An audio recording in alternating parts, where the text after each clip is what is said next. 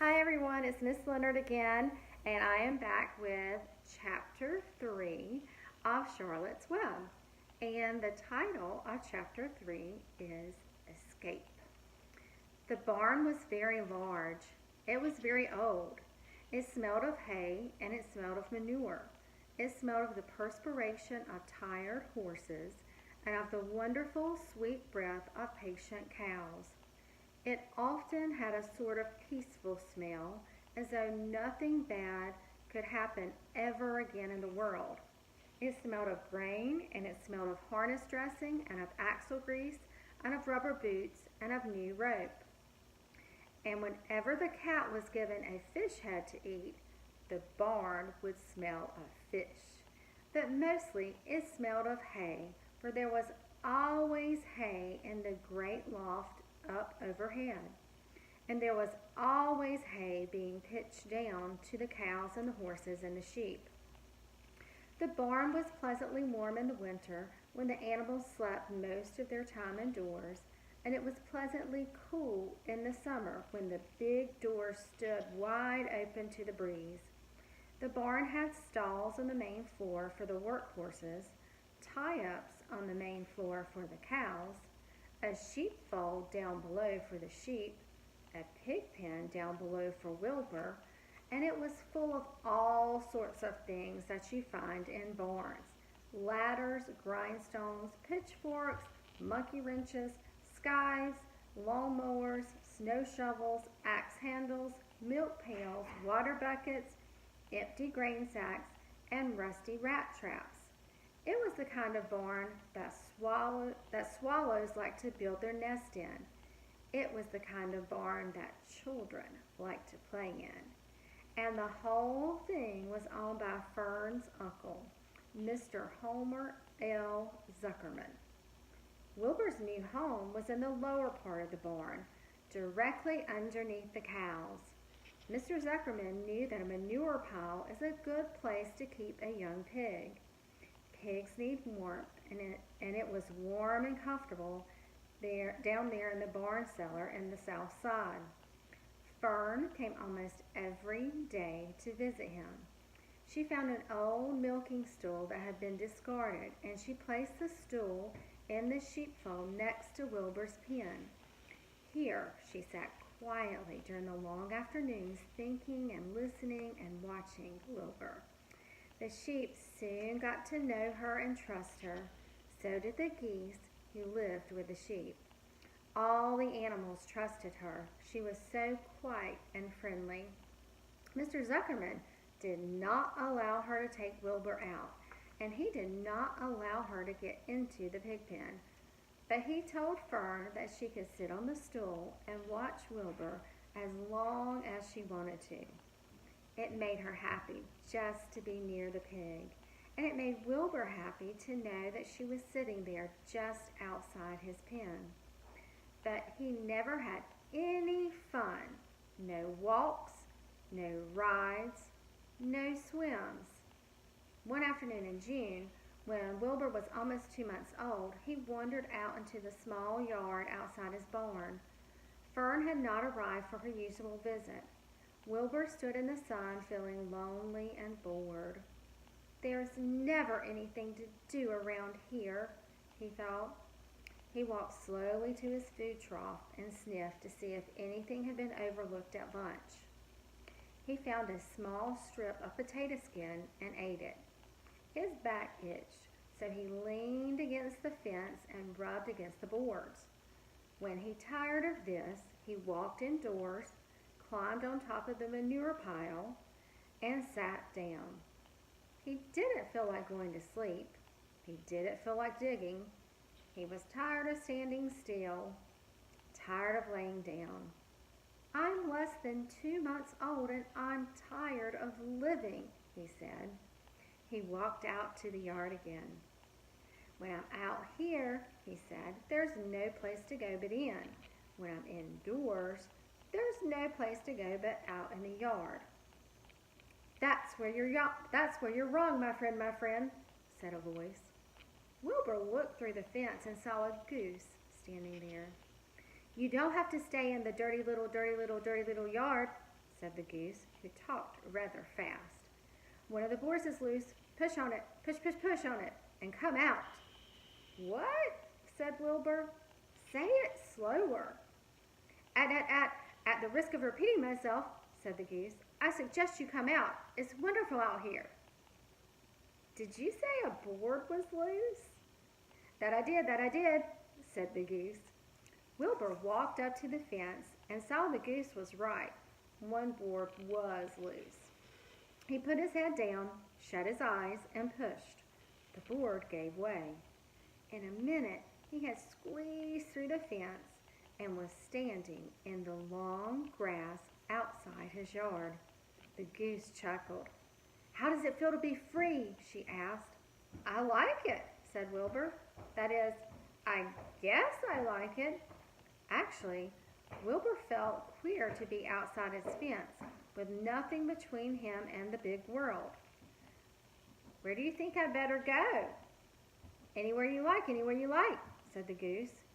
"Go down the orchard, root up the sod, go down through the garden, dig up the radishes, root up everything, eat grass, look for corn, look for oats, run all over, skip and dance and jump and prance, go down through the orchard and stroll in the woods. The world is a wonderful place when you're young." "I can see that," replied Wilbur. He gave a jump in the air, twirled, ran a few steps, stopped, looked all around, sniffed the smells of the afternoon, and then set off walking down toward the orchard. Pausing in the shade of an apple tree, he put his strong snout into the ground and began pushing, digging, and rooting. He felt very happy. He had plowed up quite a piece of ground before anyone noticed him. Mrs. Zuckerman was the first one to see him. She saw him from the kitchen window, and she immediately shouted for the men. "Homer!" she cried. "Pigs out! Lurvy! Pigs out! Homer! Lurvy! Pigs out! He's down there under the apple tree." Now the trouble starts," thought Wilbur. "Now I'll catch it." The goose heard the racket, and she too started hollering. "Run, run, run, downhill, make for the woods, she shouted to Wilbur. "They'll never, never, never catch you in the woods." The Cocker Spaniel heard the commotion, and he ran out from the barn to join the chase. Mr. Zuckerman and he came out of the machine shed where he was mending a stool. Lurvy, the hired man, heard the noise and came up from the asparagus patch where he was pulling weeds. Everybody walked toward Wilbur, and Wilbur didn't know what to do. The woods seemed a long way off. And anyway, he had never been down there in the woods, and he wasn't sure he would like it. "Get around behind him, Lurvy," said Mr. Zuckerman, "and drive him towards the barn. And take it easy. Don't rush him. I'll go and get a bucket of slops." The news of Wilbur's escape spread rapidly among the animals on the place. Whenever a creature broke loose on Zuckerman's farm, the event was of great interest to the others. The goose shouted to the nearest cow that Wilbur was free, and soon all the cows knew. Then one of the cows told one of the sheep, and soon all the sheep knew. The lambs heard it from their mothers. The horses in their stalls in the barn pricked their ears when they heard the goose hollering, and soon the horses had caught on to what was happening. "Wilbur's out," they said. Every animal stirred and lifted his head and became excited to know that one of his friends had got free and was no longer pinned up or tied fast. Wilbur didn't know what to do or which way to run. It seemed as though everybody was after him. "If this is what it's like to be free," he thought, "I believe I'd rather be pinned up in my own yard." The Cocker Spaniel was sneaking up on him from one side. Lurvy, the hired man, was sneaking up on him from the other side. Mrs. Zuckerman stood ready to head him off if he started for the garden, and now Mr. Zuckerman was coming down toward him carrying a pail. "This is really awful," thought Wilbur. "Why doesn't Fern come?" He began to cry. The goose took command and began to give orders. "Don't just stand there, Wilbur. Dodge about, cried the goose. "Skip around and run toward me. Slip in, slip out, in and out, in and out. Make for the woods, twist and turn." The cocker spaniel sprang for Wilbur's hind leg. Wilbur jumped and ran. Lurvy reached out and grabbed. Mrs. Zuckerman screamed at Lurvy. The goose cheered for Wilbur. Wilbur dodged between Lurvy's legs. Lurvy missed Wilbur and grabbed the spaniel instead. Nicely done, cried the goose. Try it again. Run downhill, suggested the cows. Run toward me, yelled the gander. Run uphill, cried the sheep. Turn and twist, honked the goose. Jump and dance, said the rooster. Look out for Lurvy, said the cows. Look out for Zuckerman, yelled the gander. Watch for the dog, cried the sheep. Listen to me, screamed the goose. Poor Wilbur was dazed and frightened by the hullabaloo. He didn't like being the center of all this fuss. He tried to follow the instructions his friends were giving him, but he couldn't run downhill and uphill at the same time. And he couldn't turn and twist when he was jumping and dancing. And he was crying so hard he could barely see anything that was happening. After all, Wilbur was a very young pig, not much more than a baby, really. He wished Fern were there to take him in her arms and comfort him. When he looked up and saw Mr. Zuckerman standing quite close to him, holding a pail of warm slops, he felt relieved. He lifted his nose and sniffed. The smell was delicious. Warm milk, potato skins, wheat middlings, Kellogg's cornflakes, and a popover left from the Zuckerman's breakfast.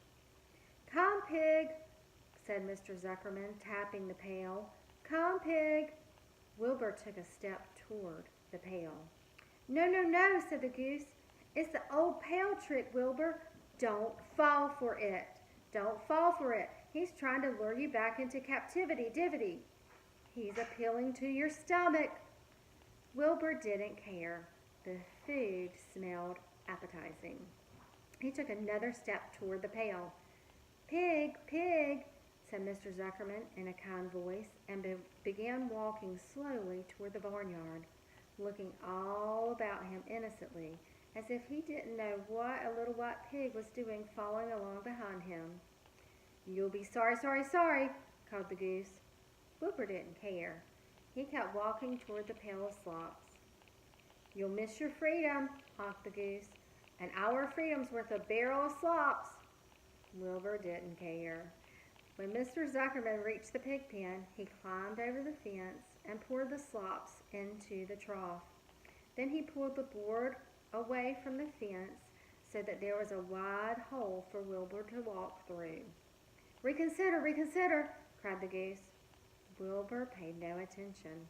He stepped through the fence into his yard. He walked to the trough and took a long drink of slops, sucking in the milk hungrily and chewing the popover. It was good to be home again.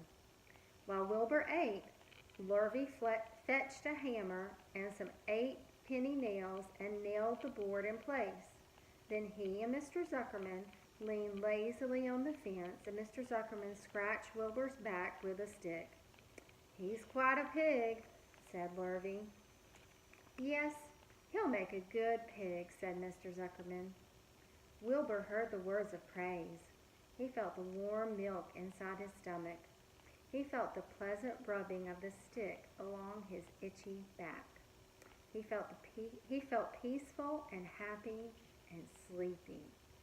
This had been a tiring afternoon. It was still only about 4 o'clock, but Wilbur was ready for bed. I'm really too young to go out into this world alone, he thought as he lay down. And that's the end of Chapter 3.